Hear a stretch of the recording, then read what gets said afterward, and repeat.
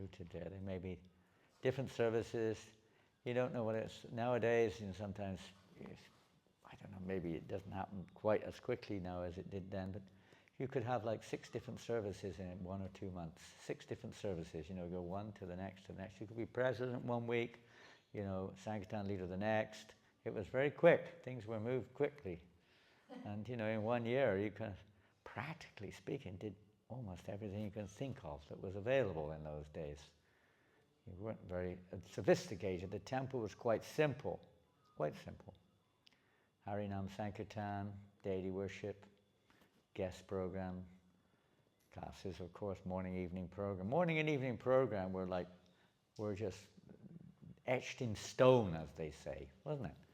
It wasn't a question of, I don't feel like it, or, who's giving class? I'm not interested in going to that one, Never came in the mind. Even if Dr. Bill was giving class, you were still there to hear. I remember the first class I gave after about 2 months in the temple. Rivatanandan Swami was sitting there in the class, Everybody would be there. Times have changed in one sense. We're all online nowadays, I guess. But then it's like everyone in the temple was there, and it was just a spirit. Especially the evening program was more attended than the morning, because in the morning there were other services were going on, not so much in the evening. Everybody was there. 3 classes every evening. 3.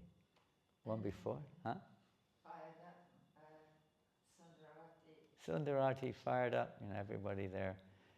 Get back from Sankirtan at 6 o'clock, take a quick bath, maybe take leftovers from lunch if you're lucky, and then straight in for a class before Arti, Upanishad, or Nectar Devotion sometimes.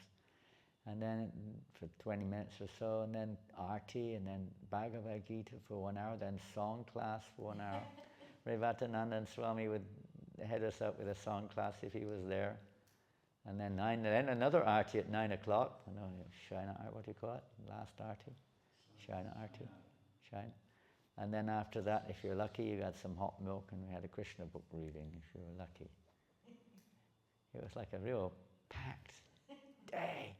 No time to even think about everything else. There was no time to think about problems. They say, I remember as a new devotee, I saw this sign in the metro station called Underground in London. It said, problems are things you see when you lose sight of the goal. Most people spend most of their time worrying about problems.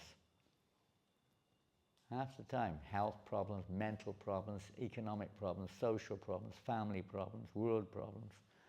Whatever problem you can think of. It's like, the whole social media is full of it. And, we just churn it up and spend our life worrying about problems. That doesn't solve any problem whatsoever. You just add to your problem list. Practically speaking. Even the atheist, the avowed atheist, they say he's an atheist, I never met him, Stephen Hawking. He said, the problem is people spend most of their time thinking about what they can't do instead of what they can do. He said, my secret in my life was to always focus on what I can do and not what I can't do. But most people, they're like thinking of what they can't really do instead of getting on with what you can do. Focusing on what you should be doing. So our business is really, what is our business? What is our business as aspiring members of Srila Prabhupada's family? What is our business? Making outfits for the deities. Is that what you're doing there? What are you doing? What are you sewing? Oh yes, ponytails. Yeah, outfits for the deities. What is our business? Huh? What was that? Service. Yeah, different types of services. To be fully engaged. If you go through Srila Prabhupada's letters or so many of his statements, you'll see many times this comes up. Devotees would ask Prabhupada, how can we please you? Prabhupada many times just say, keep fully engaged in devotional service. Hare Krishna. Keep fully engaged. Whether it's hearing, chanting, whatever. And that's what Prabhupada has given us. He's given us this opportunity. Yeah. The movement has grown in so many ways, and obviously Most of the devotees have other occupations, but still the essential object was to become fully absorbed in devotion, hearing and chanting. So one of the primary, let's say, aspects of that, Srimad Bhagavatam, to hear Srimad Bhagavatam. How much do we all read a day? How many hours a day? Well, that's pretty good. 1 hour a day. 1 hour a day. How much? I mean, I don't know everybody. I don't know what your lives are all. But how much time do we dedicate to reading Bhagavatam every day? Very little, isn't it? Very little in general. Sometimes not at all. And many times, of course, you're working or living outside or whatever it's a situation, you may not even attend a class or hear a class. We have Mayapur TV, which does relay much of the, maybe in different temples around the world, you can listen to the class if you can. Usually not so attentive, we're doing other things. But that hearing is the process of transformation of our consciousness or our perception. Bhaktisiddhanta Maharaj said that this is how we change our perception. It's not the world, is that famous saying, isn't it, where Bhaktisiddhanta Maharaj said that those who think they can reform the world are in need of reform. The only reform that's required is the way we see the world, the way we perceive things, ourselves, the world around us. And that can be evoked by exposing ourselves to hearing, attentively hearing the sound vibration of the holy name. That's how the transformation takes place. Sure, we have to deal with certain day-to-day issues, certain challenges which we face, but the essential medicinal process, what is the medicinal process? To cure us at the root, not just on the surface. Our tendency is to always try to adjust the surface, see that something out there needs to be adjusted. Well, it would be good if it were, in one sense, but that's not the root challenge or the root solution. The root solution is to really connect with Krishna through hearing. Hearing from the pure devotee. So let's hear something from Bhagavatam. I don't know, what verse are you reading? 23. Pardon? 23. Fourth canto, chapter 25, text 23. Om Namo Bhagavate Vasudevaya. Om Namo Bhagavate Vasudevaya. Om Namo Bhagavate Vasudevaya.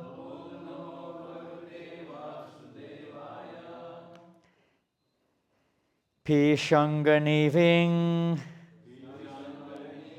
Sushroning Shamang Kanakamekalam Padbhyang Kvanadbhyam Chalanting Nuparair Devatam Eva Pishanganivim Sushronim Shamam Kanakamekalam Padbhyang Kvanadbhyang Chalating Nupura Devatamiva Pishanga Nivim Shushroning Shamang Kanakamekalam Padbhyam Fanadbhyam Chalanting Nupura Devatamiva Pishanganiving Shushroning Shamam Kanakamekalam Padbhyang Fanadbhyang Chalanting Nupara Devatamiva.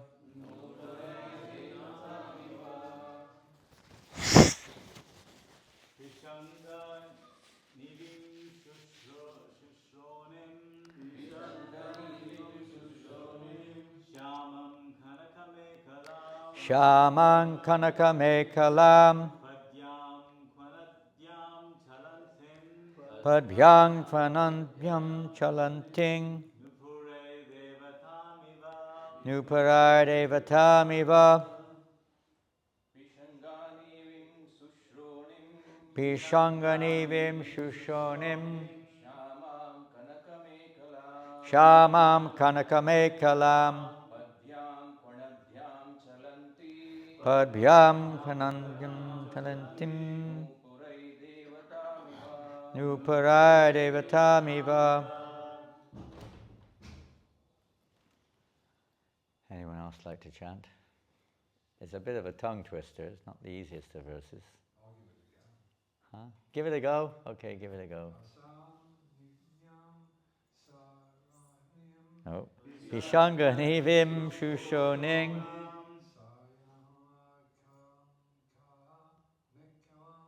Shamam Kanakamekalam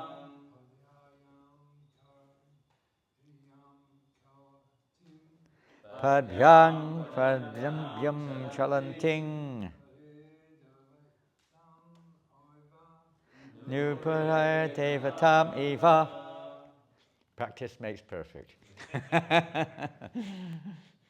Well, good effort. Good effort there. Well done. What's your name? Andrew. Andrew. Thank you, Andrew. Where are you from? I'm from From here. Local man. From this part of the world. Wonderful to see you here. Thank you for coming. You live here? Yeah, I'm the groundsman. You're the groundsman. That's the real man, the one on the ground, doing the work there, cleaning the property, looking after the gardens and everything. Nice one. Very wonderful service. Pishanga, yellow. Nivim, garment. Sushonim, beautiful waist. Shamam, blackish.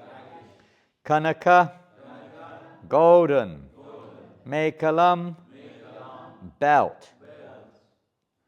Padbhyam, with the feet.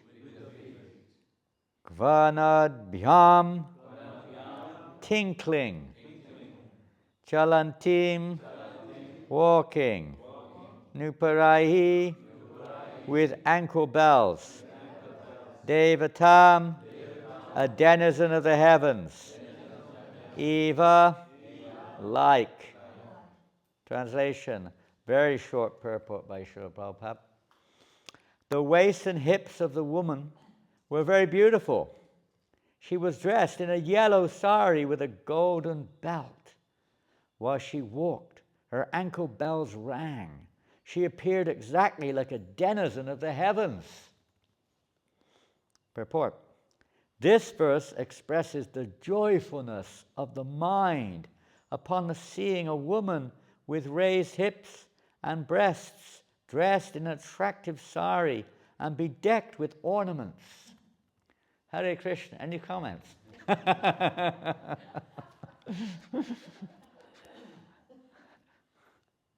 What to say? Well, we're getting a... This chapter is titled The Characteristics of King Paranjam. Paranjam. Who is King Paranjam? Who is he? Fictional character. Pardon? Fictional character. A fictional character. Okay. What is that? Fiction. What's a fiction? Not existing. Okay. Kind of. Imagination. I don't know what the definition exactly is. Something imagined or something created out of past experiences and put together into some, imaginary form, I suppose. In one sense, we're all fictional, aren't we? In one sense, we're all thinking I'm this body, right? I'm a man, I'm a woman. We get this whole scenario in society of, equal rights and this and that. But, we may be in a woman's body in this life or a man's body, but God, we probably previous life would be the other way around. This whole pastime is based on this principle, isn't it? That Paranjan is fictional or not fictional. Actually, Paranjan means, literally, what does it mean?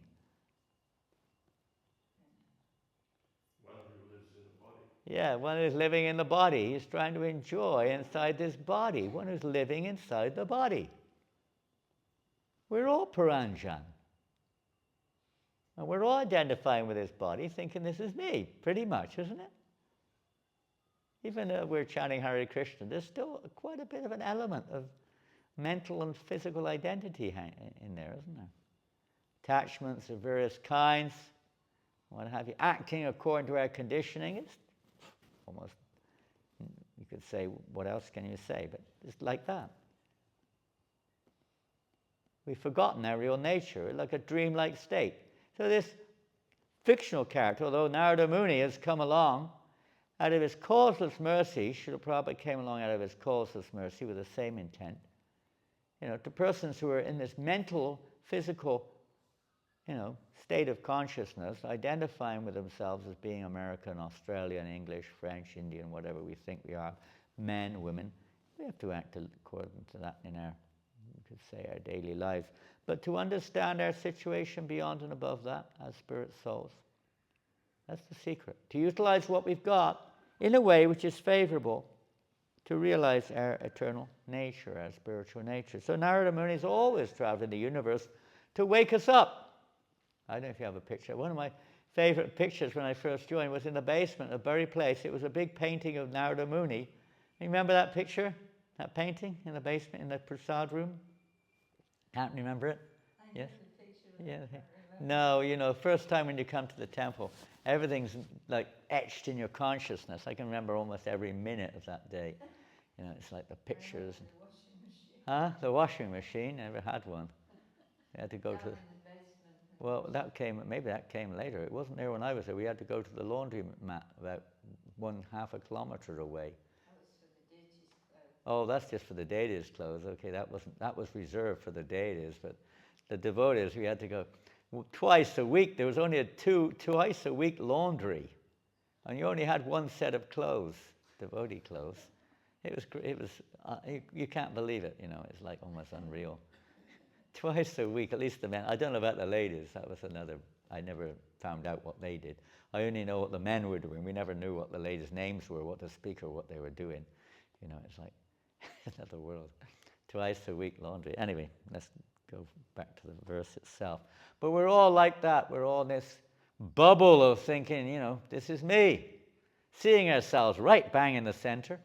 So Narada Muni is coming to help us to see Krishna in the center, to understand the goal of your life, not to fulfill our whimsical or our temporary desires only. They have to be taken into account.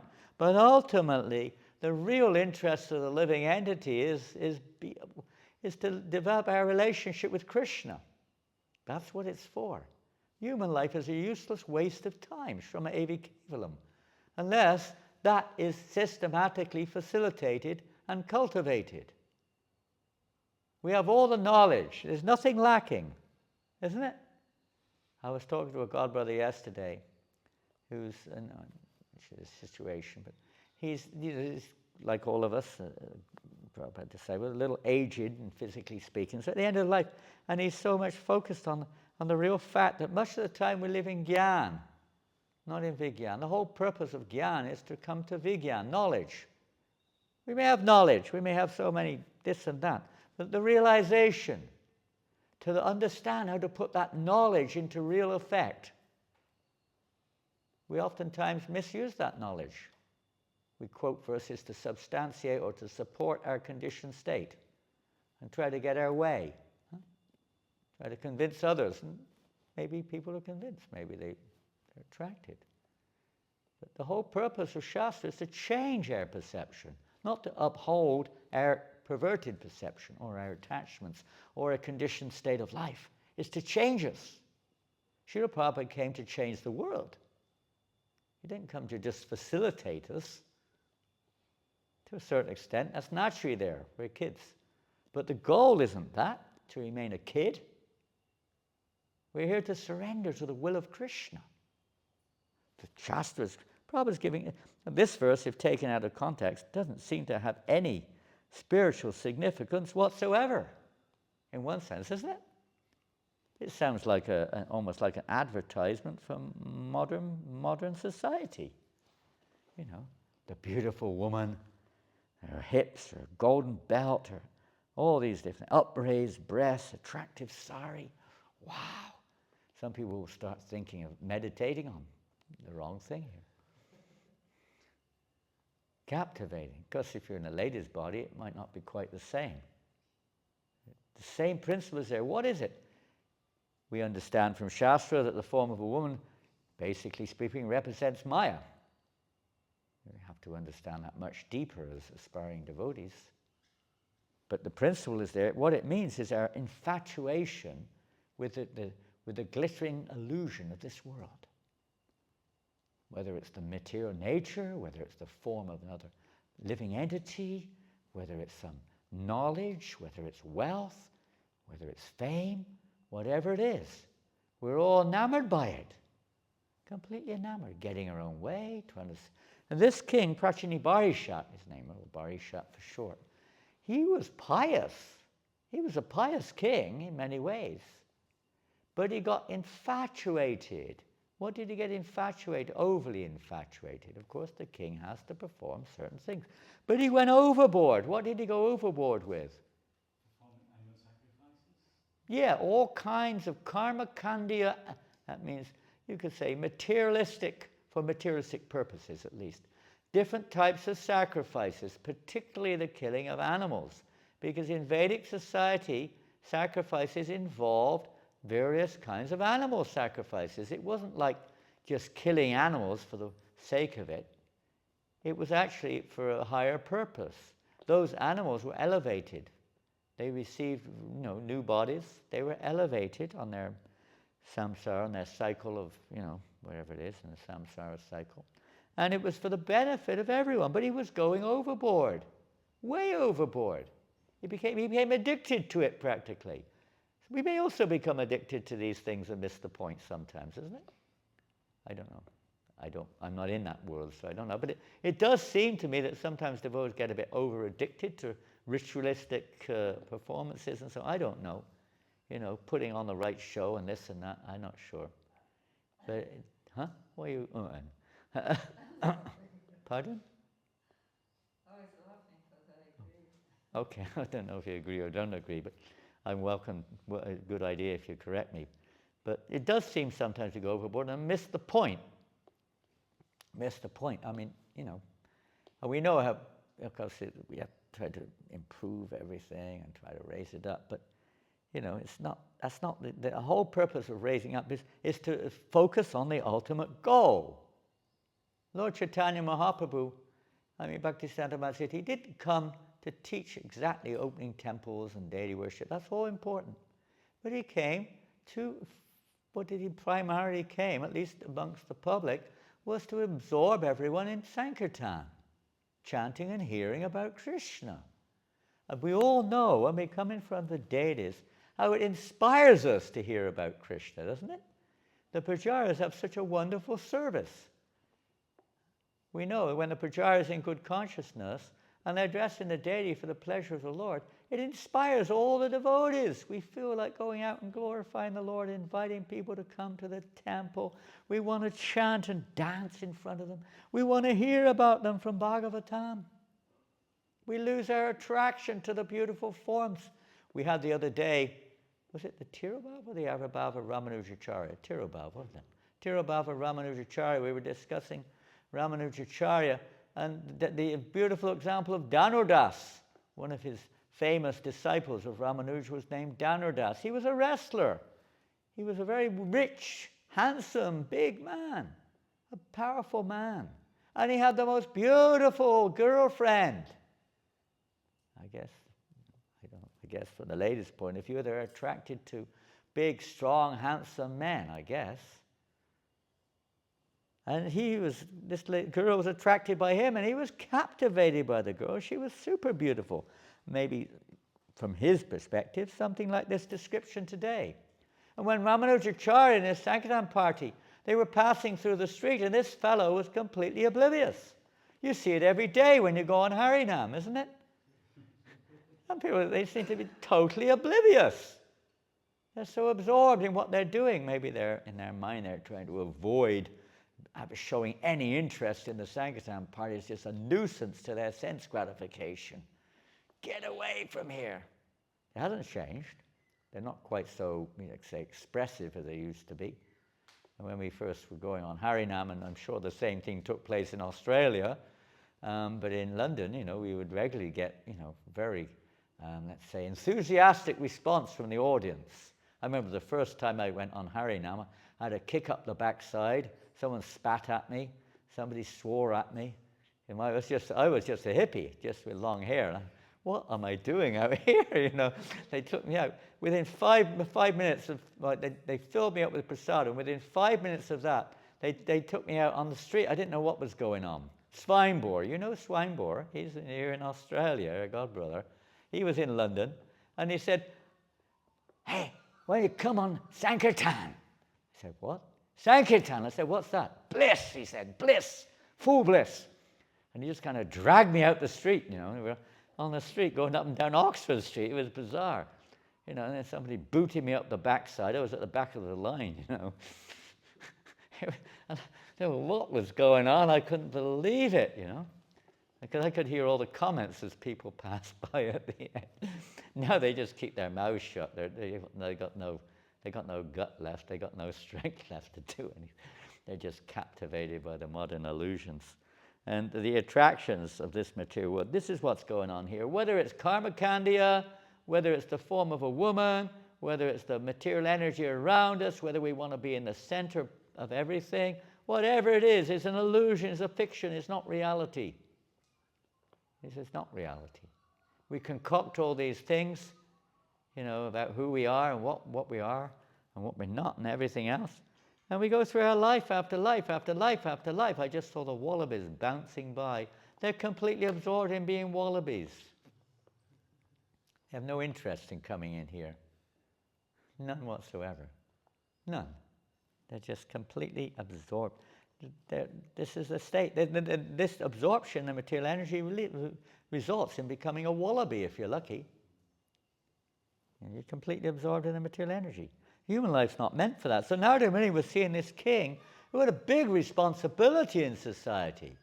The king's a major leader. They're supposed to show yad yadacharati shreshtas tat tat evetarojana sayat pramanam kurte lokas tada nivartate. They're supposed to show an example, isn't it? Our modern society, our modern leaders in society, spiritually, materially, call it what you will, where's the example? Of course, not everyone can imitate them, but they're supposed to show an example of playing their part. It's one of the greatest secrets in life, as Prabhupada says in Isha Upanishad, is to play the part designated to us by the Lord and not to imitate that of others. And a lot of imitation goes on, doesn't it? We're always trying to imitate. I'd say we aren't always, but this is a common thing in society, trying to imitate. Right from the moment we're educated as kids. I don't know how you were educated, but we were kind of made to feel we have to be this, or this, or that, and so on and so forth. And if you weren't up to the mark, you got bullied or something like that. And my parents, my parents, I remember they used to want me, because my nephew was she was a little older than me. She became, one of them became a vet, one became a doctor. And my parents would say, you've got to become, they're pushing. I didn't want to become a vet or a doctor. I had no interest whatsoever. But I've been pushed, and it never went that way anyway. They weren't that heavy, but they did bring it up from time to time. Be something which you're not. That's the secret of life, isn't it?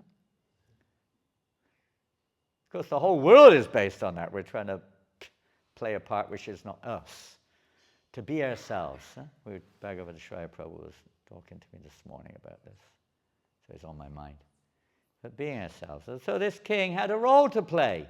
As a king, he has a very important role to show by example and to see that everyone in society is acting according to their guna karma. That's his duty. Because if we're not, it's very difficult to make progress. Kali Yuga, we know it's all of a Varna Shankara society. It's all upside down, inside out. So the holy name is their only hope, you could say. But still, this tendency to put on show or to play an artificial role can be a major obstacle on that path. We will not be peaceful. We will still be attracted to the beautiful waist and the sari and the bangles and the golden waistband and the raised breasts or whatever it is, or the ladies attracted to the bangles, they're also attracted in a different way to decorating those items in many ways, isn't it?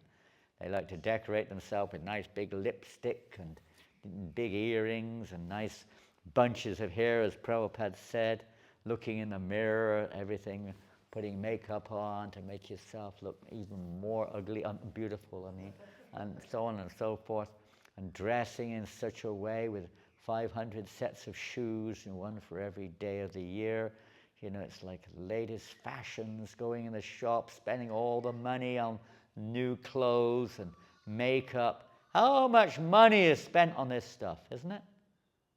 Billions of dollars. I don't know. Half the people's income sometimes is spent on these anarthas, these unnecessary things. And they say, I have no money. I have no money. You offer them a magazine, what to speak of a Bhagavad Gita. I have no money. Anyway, back to Dhanardas, rather. He was so captivated, Ramanujacharya, he sent one of his disciples over to try to get his attention. But he was very difficult. Eventually he got his attention. What's happening? What's happening? You know, sometimes we get so captivated on the internet, you don't know where you are. You don't even know which room you're in. You don't even know anything. You're just totally absorbed in something illusory, practically. Nature of this world. We're all like that. Wake up call. So he tried to wake him up, but he was, eventually he said, he came, Ramanuja, he spoke to Ramanuja. Everyone knew who Ramanuja was in Sri Rangam. So he spoke to him, and Ramanuja said, what's wrong with you? Why are you not interested? What's captive? What's on your mind? And he's so captivated, my beautiful girlfriend. She is irresistible. Irresistible. What's so irresistible? Oh, everything about her, especially her eyes. Her gorgeous eyes.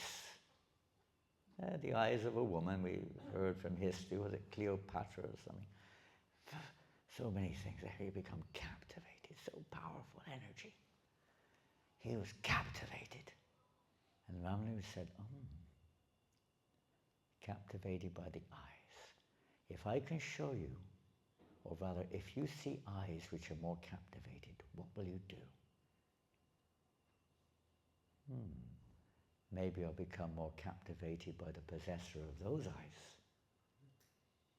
Come here this evening at 6:30. He was everyone in those days was a little bit more, humane. He came, he met Ramanuj, and because Ramanujacharya was the Acharya of Sri Rangam, he was the head of the whole mount. He took him right into the inner sanctum of the temple of Ranganath in Sri Rangam. Just at the moment that the lamp was being offered to the Lord. And in those days they didn't have electricity as we have now. Everything was illuminated by lamps. So when that lamp was offered, the Lord's face became illuminated, and his beautiful lotus eyes were illuminated. And Dhanardas, right next to Ramanujacharya, saw by the grace of Ramanujacharya those beautiful eyes. His heart became captivated. He was captured by the beauty of the deity. He surrendered to Ramanujacharya. His girlfriend surrendered. They got married, and they lived as great devotees of Ramanujacharya. Becoming attracted like that. If we don't have a higher taste, then we will be attracted either by this, or by that, or by the wallaby, or by the peacock, or by the sunrise, or by the beach, or whatever it is. We appreciate all these wonderful gifts of God, but they're His. Ishavasyamidam sarvam yat kincha jagacham jagat. Tena chak tena punjita magrida kashyasvidam. We should understand to whom everything belongs. That beauty of a woman is a reflection of you could say, Krishna's beauty. Radha Krishna's beauty is a reflection. And we're trying to enjoy the reflection. What a stupid thing to do. Have you ever tried to embrace a reflection? That's what we're trying to do. A shadow, a reflection. Prabhupada's giving us the reality. But we have to take it. We have to take that medicine which will cure us of this diseased condition of life of being attracted to the external objects of the senses. Particularly this congregational hearing and chanting of the holy name, form, pastimes and activities of the Lord. Qualities. This is the mercy, the gift of the Lord. If we don't get this higher taste, then what's the choice? There is no choice. Bhagavad Prabhupada was mentioning the verse we was reading, Shrinvatam Svakata Krishna Punya Shravana Kirtan. What is that verse? Who knows it? Second chapter, first canto. One of the most famous verses in the second chapter. Shrinvatam Svakata Krishna Punya Shravana Kirtanam Vidyatasto Yabhadrani Vidunokti Saritsatam. What does it mean? By constantly. Somebody's speaking. Lord Krishna is the super soul and the benefactor, acts as the well-wisher of the truthful devotee who's inclined to hear his messages when properly heard and chanted. By properly hearing, he removes all the inauspicious things. All the abhadras, all the dirty things. By properly hearing, do we properly hear? I don't know, but by properly hearing this subject matter, hearing from the right source attentively, the subject matter of Krishna Katha, Shrinvatam Svakata Krishna, that proper hearing cleanses our heart of all these dirty things. People in general don't consider them dirty things. I was listening to a lecture of Srila Prabhupada this morning, and Prabhupada was saying that people, many people, everyone's different, but many people in the mode of ignorance, they feel that that where they're living is very nice. And they're living in filthy, dirty situations. And they think it's very nice. And he gave the example of the pig. Generally speaking, pigs, they don't live in very palatial buildings or very fine. They don't have very fine, accommodation. They live anywhere. They don't care. In the sewer even. They don't care. And they eat stool. And they think it's very nice, Prabhupada. Very, very nice. Even we have heard the story of Indra and Brihaspati, how Brihaspati how Indra offended his spiritual master Brihaspati, and he cursed him to become a pig, a hog. We just had Lord Varahadev's appearance day also in a few days. It's been a big week, And how hogs, they live and eat they love to eat stool. Prabhupada talks about very nice stool. It's very fatty. It's got a lot of nutrients in it. And they get really big and fat by eating stool. If you want to get big and fat, you can give it a go. But not recommended for human beings.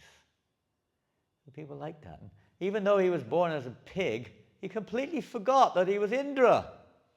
Totally. After a while, Lord Brahma came and said, come on.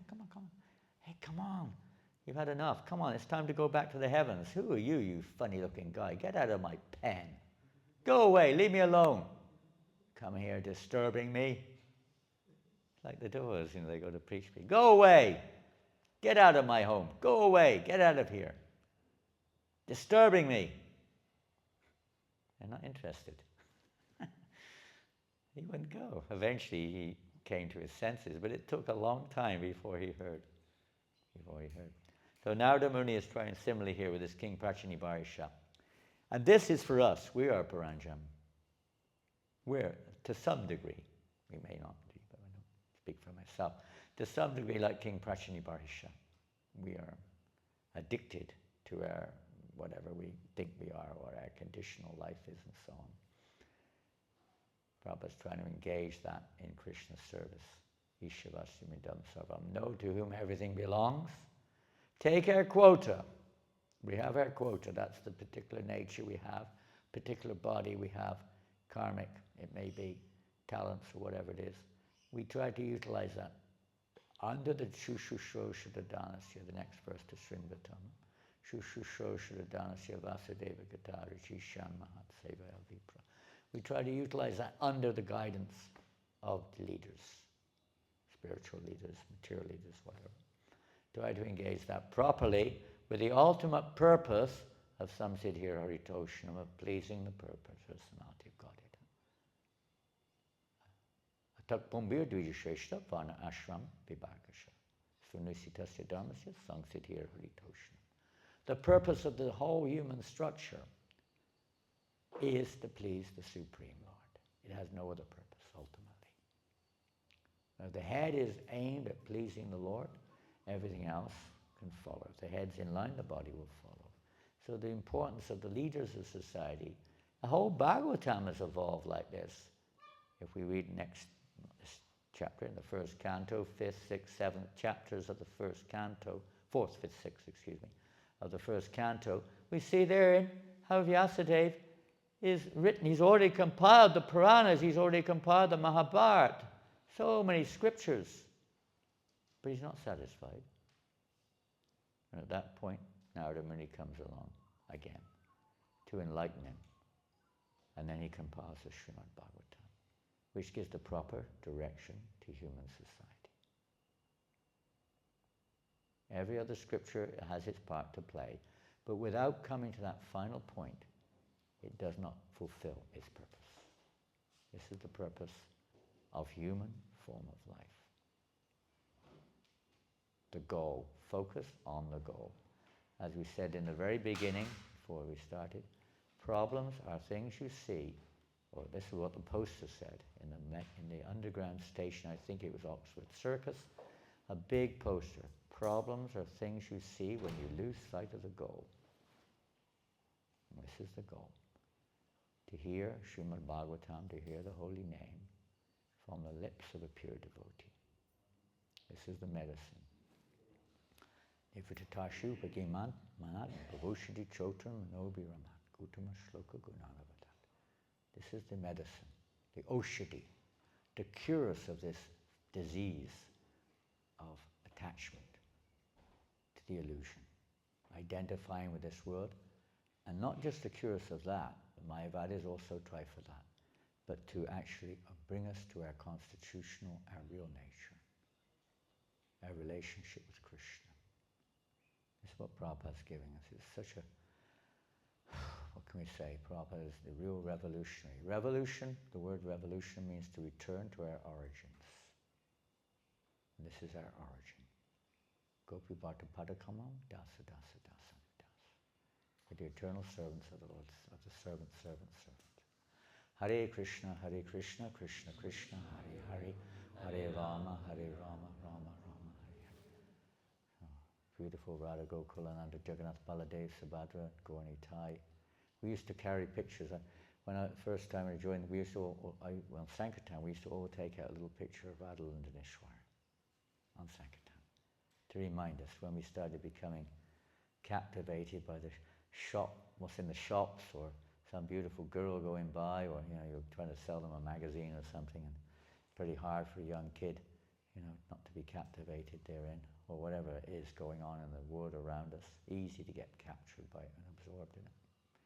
We have to be a little aware of what's going on, but that's not our goal. I remember a very wonderful example. I went alone one time to Newcastle to try to start a temple. We're near Newcastle here. I was there last night. So it's named after the Newcastle in England. I went there in 1980, I think, to try to open a centre. I went on my own. There's various reasons that things that are happening in the British Theatre at the time didn't fit with me.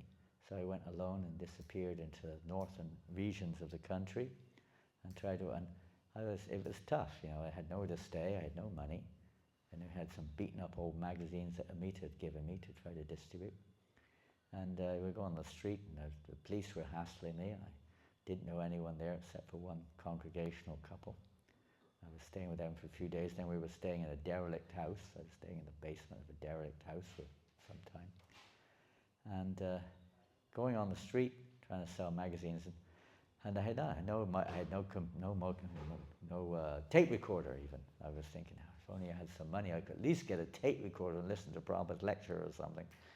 And I was looking in this shop at all these in the electronics shop in the shopping mall there, and I was looking at these tape recorders and meditating. Oh, that looks good. That looks good. And I was dressing in pants and coat at that time, you know. I was too shy to go out with a dhoti on. People, and suddenly I was looking in this shop. Out of nowhere, there were quite a few people looking, and maybe the latest tape recorder was on sale or something. And somebody behind me said, whispered in my ear, Maya, and ran away. I never saw who they were. They ran, just to Maya, Maya, Maya, Maya, it is Maya. Maya. And I thought, yes, I'm in Maya.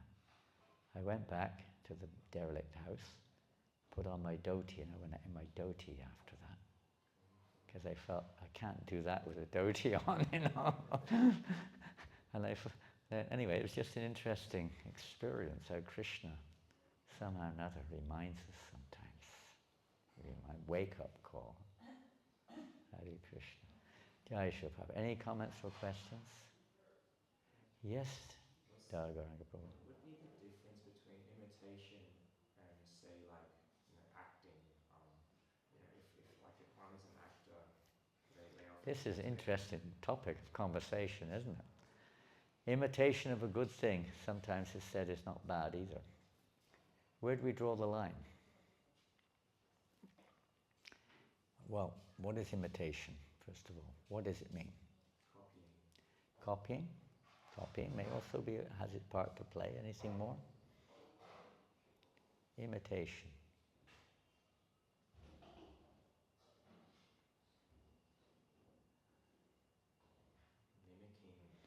Mimicking. Mimicking is correct in a sense. Is there anything more we can say down to a personal side of things? From Pardon? mentality is imagining ourselves to be in a role which is connected with our false ego. What's it based upon? What's it based upon? What's the basis of imitation? Excuse my leg has gone stiff. What's it based on? Attracted to something? Pardon? Are you attracted? Attracted? Attracted to it, so you imitate it. Yeah, you're attracted to something, you want to be it, or you want to have it, or something. Yeah. Envy. Pardon?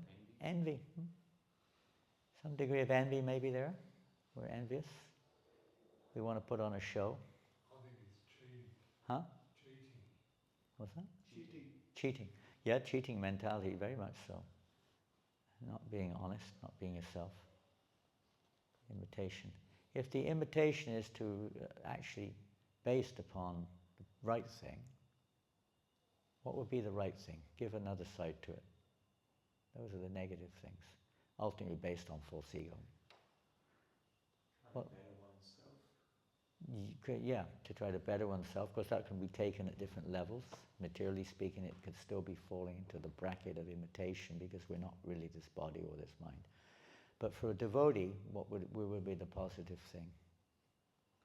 Following the practices of sadhana. Pardon?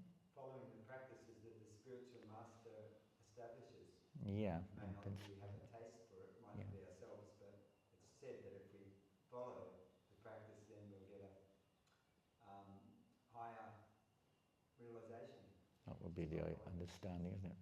And even there's of course there's general principles and there's detailed principles. And oftentimes that false ego comes in again, and we're acting out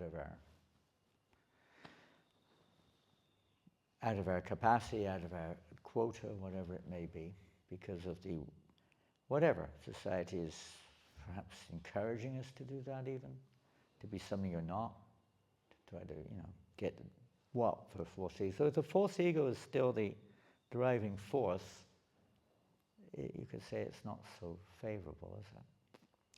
Especially if it's mixed with clear envy of another living entity, or a clear desire to cheat others, or a clear desire to be famous, or to whatever, to fulfill one's material motivations. So if our imitation is a genuine one, which is to please the spiritual master or to please Krishna, we may be right or wrong, But if the intention is that way inclined, it, by the mercy of the spiritual master, the devotees and everything, we will come to the right point and we will lose the cheating tendency or the tendency to do it for the wrong reason. Our motivation is based on motivation, our attitude, everything. Even we were reading the other day, Prabhupada said that it's not the service that's the main thing, it's the attitude. Our attitude in our service. What is our objective? What is our purpose? What is the purpose of imitating someone? I'll give you an example. We mentioned it a little bit the other day, I don't know where it went, somewhere, but there was a fad in ISKCON in the 1990s. Fad, if you want to call it that. I use the word maybe wrongly, but there was a wave of Ekadashi fasting, staying up all night, chant 64 rounds. It sounds good, and shastrically speaking, you'll find that this is recommended. And for some people, that may be appropriate. And it become appropriate to all, who knows? But it may not be appropriate there and then. We may not be at that level. And I remember I was in Malaysia at the time, and I visited England. I went to one temple where they were all doing this. I was surprised. There was nobody there for class. Nobody. I said, what's going on? Later on I said, what happened? They said, we were all up all night. After breaking fast, we all took rest. Well, what's the use of this? That's not Prabhupada's program. That's your program. If Prabhupada, if you're actually advanced, if you're on that level, you won't sleep during Bhagavatam class. You have to follow the second part of it too. You don't sleep the next day. You don't eat either. You only take milk the next day, nothing else. It's half chicken philosophy. Trying to imitate, see, you can't, you don't advance like that. Because they dropped it after a while. But it was like a fad. Because advanced devotees do this. And Prabhupada said many times, we don't imitate Haridas Thakur. Can you do that? Some devotees tried, it didn't work. We have to know what level we're on and act accordingly. Not according to what some level someone else is at, out of envy or whatever it is, or force. Sometimes we're pushed into it. I think we were pushed into it a lot like that as well, but in one sense, stigma of being, something, a label, put a label on it. We're not, it's all labeling. It's an external thing. If we follow the right thing, even though we may not quite be there, but there's a certain level, like a child level, where we do. We may not be quite there, we may realize it later, but if it's got the right motive, it's favorable. But unfortunately, in most cases, it doesn't. It's based on one's own. Also, I tried that fasting for a while. Pardon? I tried that fasting program for a while. Yeah. You get pretty agitated. Huh? Oh, the worst thing about it was this, that later in the day, I don't know how it worked, but I can't remember, it was 30 years ago, but it was the whole thing. How many rounds did you chant yesterday? No, it's a fact, right there amongst everyone. How many rounds did you chant, Prabhu? I didn't quite make it, 50. Never mind, keep trying. How many rounds do you do? 64. It's ridiculous. It's not what we're here for. How do you know? How do you know? I don't know. How do you know, like if you want to fast, how do you know if you're being imitating and artificial or you're being real? How do you actually know? That's a very good follow-on question. Very good question. How do we know that it's imitating or is it actually following? How do we know? Follow the standard what Prabhupada set up. Pardon? Follow the standard what Prabhupada set up. Follow the? Standard. Follow Prabhupada. Standards? Yeah. Even that, I know myself, God, I was known as the gentle fanatic when I joined the movement, There were two of us. One was the not so gentle fanatic, and I was a gentle fanatic. I didn't really, You can be a fanatic at that too for the wrong reason. Because, bound to have some ill motivation or mixed motivation or something when we start. So how do we know that, it's mixed or it's... Because I find nowadays, when Prabhupada was here, or what I understand from what I've heard, was that he didn't really care. He just He did what? He just engaged everybody, and everybody was doing service. It didn't matter if he had long hair, if he smelt, or Big family, yeah? We're all together. It was like that. everybody was moving in this enthusiastic way. Nowadays, I'm scared to do anything because people are thinking this and people are thinking that. Yeah. And I'm finding myself cowering into just doing service, and I've got to the point now where I don't care what you think. I'm just going to do the best I can, and this is all I can do. Sometimes it's like that, isn't it? Sangha, association. Generally speaking, in any society, that the Sangha, family Sangha or society Sangha, is really important. And that may be lacking, like your point there is indicative to some degree, I don't know what degree, but perhaps some particular Sangha which is svajati, something appropriate to your particular stage of your growth, which is required. You know, we like to sit down with devotees who are honest and just, you know, really hear. And not just read scriptures, you know, just blah, blah, blah. But to you know, how it really resonates in our hearts, where we're at, you know, where we're really at. It's a great, I was with Partha. I spent quite a bit of time with Partha Prabhu. Don't you remember Partha? Partha in London? Yeah. Partha. We spent a fair bit of time together recently. And I never did spend any time with him. He was always, to me, he was one of those persons who just kind of was quite sharp, you know, and quite, you know, bang bang type person. But he's changed through the course of his life, as we all have to. And so many realizations are there. We sit down and just talk out of the box, if you want to call it that. And we just discuss ourselves and where we're at and so on and so forth. It's really nice, very nice, almost therapeutic, very therapeutic. And you get these deeper realizations of one's own, whatever, you know, self. It's like you see yourself, you know, revealing yourself, you're like that to other persons. You help to see yourself as well. We're, you know, and become a little bit more realistic about what is favourable and what is not favourable. I just find myself more and more scared of people. Pardon? I've found myself more and more afraid of people. I'm not surprised. It hurts. Most of my life I've been afraid of people, especially in ISKCON. Scared stiff. I'm scared stiff. You know, I don't feel that way now, but I used to. I love them. I love chanting. I love coming to class. Yeah, I love yeah. having the shower. Isn't it ironic? On a personal level. Yeah, I know, it's ironic. It's like, You know, this is a sure sign that something's wrong. Something's not right. It's a sure sign. You can't feel comfortable in your family. It's like if you go home in your family and you're not feeling comfortable, isn't it? It's not, something's wrong.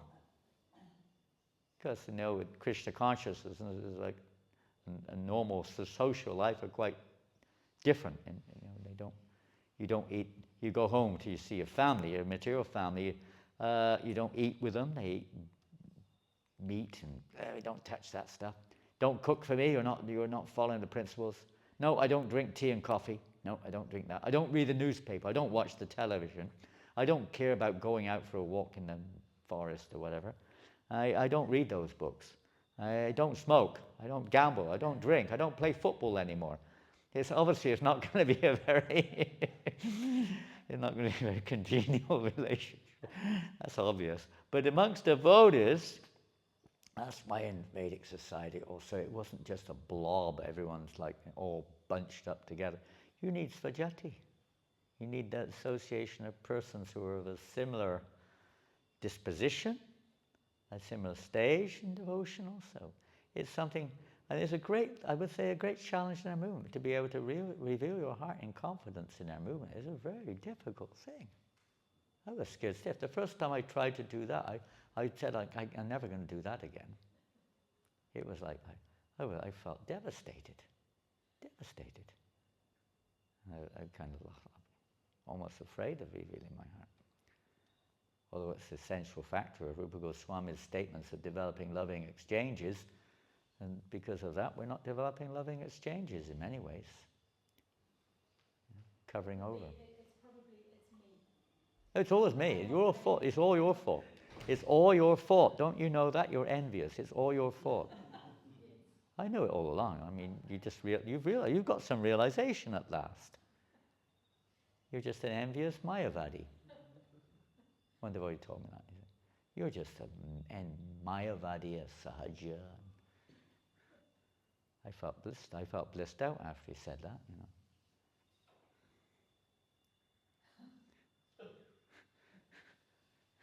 Would you say, sorry for interrupt, would you say that a sign would be that you stop doing what you're doing because you're imitating so much, you actually lose a taste? If You don't can lose a stop what taste, you- yes, don't you can stop lose what a you're taste. doing. Yeah, the association of devotees is this is their life. You can't live without it. But association of devotees is not just some institutional designation. It's real association. And that, to me, has been my greatest lack, and it's still my greatest lack of having that type of association. It's there, I don't take it. Maybe out of fear, maybe out of whatever it may be, no time. Caught in a whirlwind of service and other inhibitions, cheating propensity. Don't want anyone to find out who I am.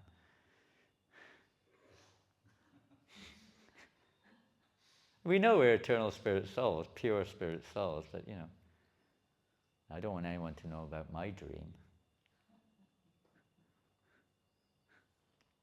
I don't know Krishna, maybe he knows, but that's not important. It's not important that he knows, as long as no one else knows. You can cheat, as Prabhupada said, we can cheat others, but you can't cheat Krishna. So it's not that you have to go out into the street and, you know, declare, you know, put all your dirty linen out on the street, but we do need certain situations like this.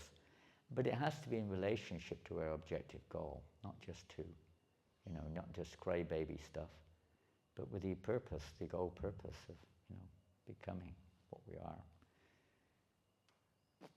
That's important. Anyway, this is such a big topic. Everyone will have a different angle of realization and so on.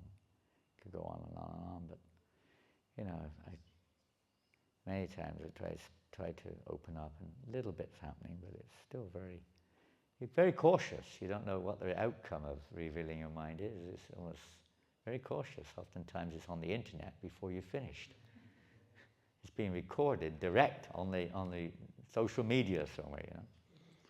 Well, Prabhu, I'm sorry, you know, you're no longer allowed to, you know, whatever it is.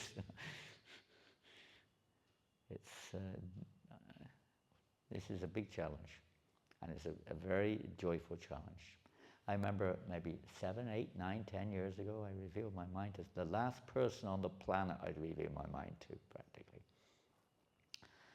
I never thought they'd have an inch of sympathy or an inch of interest in hearing it. And I was totally shocked and surprised by their response. It was like, I was really surprised. Our whole relationship changed on the spot. On the spot. They were wanting me to do this service, sannyas ministry, this, that, and the other. And I couldn't do it. I know I couldn't do it. And eventually I had to reveal my mind why I couldn't do it, you know. But I was shocked at their appreciation and their, you know, maturity and their confidentiality. That's one of the challenges. Yes, Bhagavad Prabhu. My experience is, just as you were saying before, going home to your family, and you've gone completely against the flow of their lives. Your life is taking completely another direction. And my experience is it takes, to do that, takes courage. And therefore my experience in the association of devotees is the greatest difficulty is to become discouraged. It's the same, isn't that an amazing word? Courage, discourage. Yes. I never thought of that before. We need to become encouraged. We need to be encouraged, not discouraged. Amazing. So often the association of devotees is a discouraging thing. One becomes discouraged because in order to, like I said, to take to this path, it takes courage in the first place,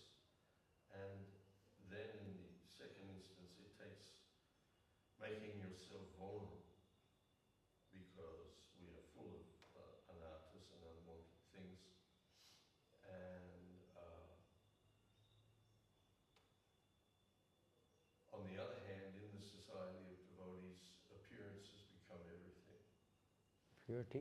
Appearances become everything. It becomes They latent. have to appear to Yeah, be. yeah. You have to say the right thing, you have to be in the right place, you have to dress the right way, Yes.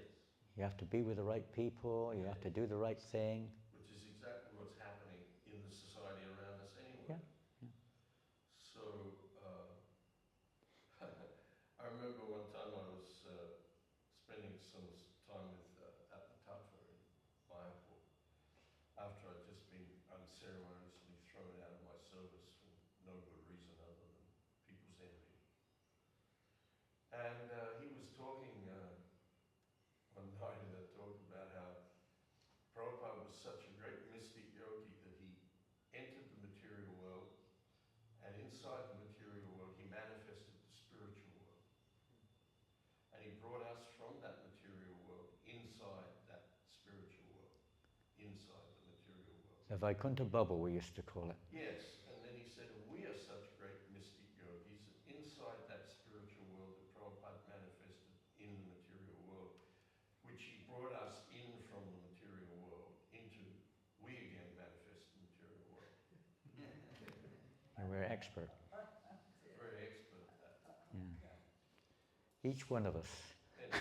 And, Hundreds of bubbles within the big Vaikuntha circle.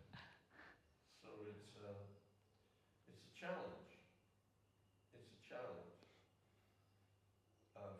for every individual and therefore for the society at large, because one other aspect we have to take into account is the process that all great causes usually start out as movements. All? All great causes start out as voluntary movements. Yeah. Then they develop into businesses. And within that business, racketeering begins to take place. So it's a very delicate balance. Very fine line. Very fine line. Purity. Because in the purport to 912, just after Krishna explained how foolish people think that he's assumed this form of personality, and then he says, those who do that, mogasa, mogakama, mogajnana, vichetasa, everything they do is useless. And then he says in the purport, right in the first sentence, that there are many devotees who assume themselves to be in Krishna consciousness and devotional service, but who at heart do not accept that Krishna, the Supreme Personality of Godhead, is the absolute truth. And then he elaborates on that further in the 8th canto about how there are actually many karmis in the dress of devotees. So these are realities that we have to come to terms with in our journey in Krishna consciousness. To find And- ourselves. Sorry? Finding ourselves as well. Well, ultimately, we all have the same appointment to keep. We're all going to die. And and Krishna makes that very clear, that if we think of him at the time of death, then we'll come to him, we'll attain his nature. But if we don't, we'll go wherever we are in consciousness. So, Is this essentially, our process is a process of empowerment of individuals. Because what does it matter what somebody else is thinking of at the moment I die? I remember one time, Virajan Prabhu, we were talking, he was saying that he was always worried about what people thought of him when he was a young devotee. And he was in Malaysia one day, and he went into this office. He was trying to make a life member or something, and there was a sign on the wall. And the sign said, I was always worried about what people think of me until I realized that nobody thinks of me at all. They only think of themselves. They don't care a damn about me. And that was always a big thing for me, and still is, I guess. But I found when I found myself being a little, even this is perhaps a little encouraging, perhaps not, I don't know.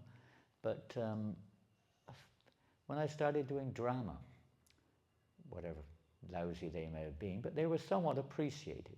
So I started to introduce drama. And I never thought of it before, really. I was forced into drama sometimes. I didn't like it. But then somehow or another, it came out naturally on my own way.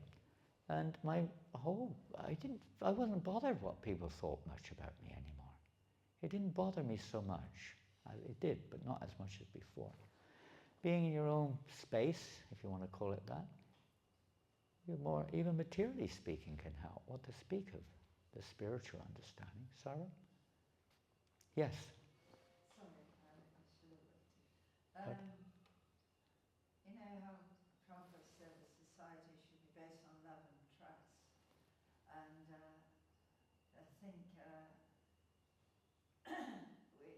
it's not just trust between us with other devotees. We have to trust Krishna as well, that he'll guide us. Like if we want to have if we've had some bad experiences, or we're not confident, or insecure in any way, or whatever it is that the challenges are. And if we keep up the conversation with Krishna and trust Krishna can facilitate what Would we you need. say that, seeing Krishna's hand working in all those situations and holding on to his hand, basically, through the trials and tribulations we go through in life, or the difficulties, the doubts, but holding on to Krishna's hand, maybe? And Keeping up the conversation with Krishna, and yeah, because you were saying about how do you know? Well, knowing comes from Krishna in ultimately. the heart. I think we have that love and trust thing is. I think it's so important that we have that between us. But we also have to remember that the guidance will Ultimately, come from Krishna. Krishna. Through others also, through the Sangha. Trying to see whatever happens as Krishna, someone or other, teaching us something. There's something here. No matter, it may be a little painful or it may not be, whatever it is, but there's a lesson there. There's something to learn. There's something for our benefit in every situation. The association we have, even the difficulties. We've all gone through ups and downs. We're an interesting assembly here. Devotees from different quarters, from different backgrounds, different places. And this is we're kind of in a neutral, but not, I don't know, whatever it is, but it's a little neutral up here. We're kind of like, I don't know if we're online or whatever it is. I don't know if we're away from the madding crowd or if we're away from social media or away. We're a little bit kind of more relaxed atmosphere. We don't have to worry so much about, saying what is to be said or what's on one's heart. I don't know. You're living here. You know better than I. But it does seem a little bit more open in that sense. Some temples, you've got people watching you and eyes are on you, and if you say the wrong thing, you're in trouble and what have you. But it's a bit more relaxed up here in that sense. Anyway, aside from that, yes, this point of putting Krishna, relationship with Krishna, the objective, and keeping that always in mind, that he is our guide. From him, he's going to teach us, whether it's directly through the heart or through others, through experience, whatever it is. If you're sincere, Krishna is reciprocating and it will become clearer. Hare Krishna. Big topic. Prahlad, last point you haven't spoken. Well, I don't want to open another can of worms. Already it's 9:30. Are we putting too much expectation on the society? The society has to provide you the friends and the association. Of course it does. Of course it has to serve me. Prabhupada has made it very simple, very easy. Like, for example, if you're part of Sri Vaishnava, which I come from, you need to be part of a clique. You need to be part of a group. Of course you do. Yeah. But here, you can chant Hare Krishna anytime. Like what Prabhupada told Kaushalya when she complained that I'm sick, I couldn't do any service, I'm just chanting. Prabhupada said, yeah, that's wonderful, that's all we need. We just want you, as long as you can chant. Prabhupada extended his association through his books. Yeah, I read Prabhupada books not because I understand, I just read because You were lucky. I haven't got time for all these things. I have, I can associate with him, and we all know that association is very rare. It's very hard to come by. People of our nature, I've been always lucky, so I can't really complain there. Have great friends. But again, as a society, and we keep telling, oh, and the society should provide me with this, should provide me with this particular service, or should... That's what it's there for. ISKCON's there to provide you with all your material desires. Exactly.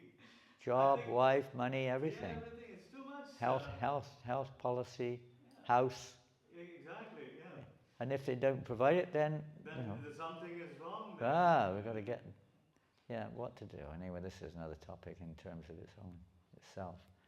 Yeah, to realize that Ishavasya sarvam yakincha jagat cham jagat. Don't usurp others' property. Know what is our quota and try to be satisfied with that. Krishna's hand is working behind everything. Maharaj, just before we finish, it's very difficult because when you're travelling, but I noticed last night it's Narottam Das Thakur's appearance day today. Today, yes. Yeah, we mentioned it earlier on. Oh, did you? Yeah.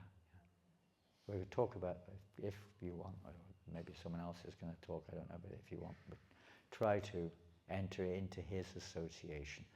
And it's really important, it's related to the Bhagavad Gita Prabhu's point of encouragement and courage. Bhaktivinoda Thakur describes that by hearing about these transcendental personalities, one can develop courage, determination and satisfaction. And there's the most wonderful book, one of the most wonderful books I've ever read is by Sitala Dasi, The Glories of Narottam Das Thakur. It's one of the most wonderful books I've ever read. And it's the topics of Narottam Das are some of the most incredibly encouraging, uplifting subjects which we can hear. They're absolutely amazing. Last point, you've had your hand up for a long time. I'm going to start dancing if I don't let you say something. It's Narottam's appearance day tomorrow. Narottam Das's appearance day tomorrow. They told me it was today. Today. Oh, is it today? Oh, yeah, it's today. It was tomorrow yesterday. It was today. Yeah, you haven't changed your words, you're honest. You said that yesterday and you're saying the same thing you said yesterday today, so you're honest. Prabhupada tells that story, isn't it? Didn't change his story, even though time has changed. Yes? With the discouragement, because from personal experience, my question would be like, it seems the discouragement comes due to sometimes our differing levels of sensitivity. Comes from where? From our differing levels of personal sensitivity. Like some of us are more sensitive than others, and in order to be vulnerable enough to render loving service, like the sensitivity sometimes gets like trampled on. It does indeed. Whether you safeguard that sensitivity and make yourself less vulnerable, or maintain that vulnerability and your sensitivity at the risk of being discouraged by. Bhakti-Vikash Maharaj said to me many moons ago, he said, it's very difficult for sensitive people in this movement. We're all sensitive, but we're referring to those who are more than sensitive than whatever, norm, I suppose. It is difficult. And you've got whatever one's conditioning is, you hear different things, and I remember hearing a lecture by one eminent sannyasi, and it was on the topic of Vanaprastha. It was the Yudhishthira Maharaj leaving, for the north. And Panchasordvam Vanam Vrajat. That was 50 years of age, you have to leave home and go to the forest. That was the subject matter. So one devotee at the end of the lecture said, Maharaj, I just got married, I'm 49 years old. What should I do? Panchasordvam Vanam Vrajat. Any other questions? He just got married, 49 years old, You're supposed to leave. Then he said, well, I just got married. He said, you should have thought about that before you got married. And went on. I don't know what everyone thought in the audience. I thought it wasn't very appropriate to the situation, or There were guests there, there were all kinds of people there. You know, how that fits, how it works. It may be a Shastic statement, but does it fit? Is it relevant? You know, it's one thing to have knowledge, and another thing to have knowledge which is relevant to the situation of the audience. It's difficult when you've got a mixed audience with devotees or guests and people at all different levels to delve on these topics. But to give or to share that which is relevant. Yeah, it's very sensitive. So many of the sensitive devotees, they either keep quiet, they keep hide away, they become depressed, they try to be what they're not and try to put on a false show, and so on and so forth. None of these things are very positive in many ways. How to encourage? Well, the whole Varnashram system was based on this principle in one sense. We'll have to see why we're so sensitive. It's usually because of some traumatic experiences in past lifetimes or this lifetime or something, or we become paranoia about situations or afraid of certain type of people, afraid of being placed in certain situations, and so on and so forth. There's reasons of both experience and perhaps not realistic, because that may not be your rightful situation to be made to think you have to be like that when you don't need to be. You play your part and put Krishna in the center. Hare Krishna, Srila Prabhupada ki jai, Gaur Premanandi. Thank you all very much for tolerating me, and please pray that I may become useful someday in this wretched existence. Hare Krishna.